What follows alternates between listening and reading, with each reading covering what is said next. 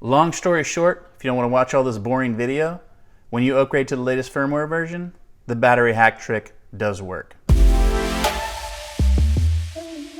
So the R5 with the brand new 1.3.0 firmware has been running in 4K 120, which is known to run pretty hot on a CF Express card.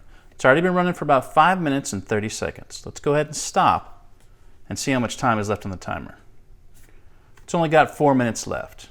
So let's go ahead and do my battery drop hack thing here. See if we can get that 4-minute timer set back to 7 minutes and 29 seconds.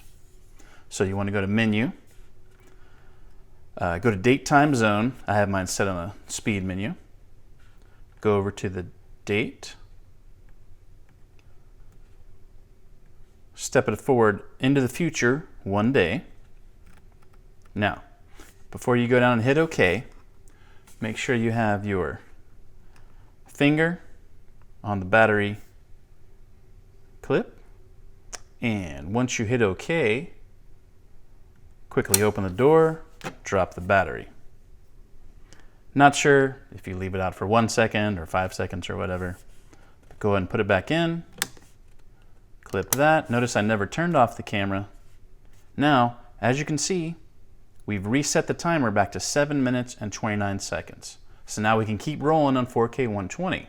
Now, I wouldn't advise to keep doing this out in super hot temperatures because you may overheat your camera, because this is kind of bypassing Canon's little cripple hammer, as the kids say. So, I only personally shoot in 4K 60. The camera does not get that hot at all. So I usually bypass this maybe once per day.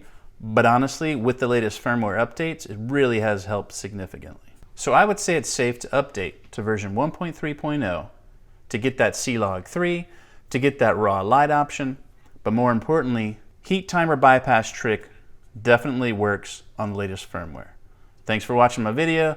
Smash that like, subscribe if you want to, whatever the kids may do, but definitely join my Facebook group, the R5, R6, C70, C50 RF video users group. See you in there.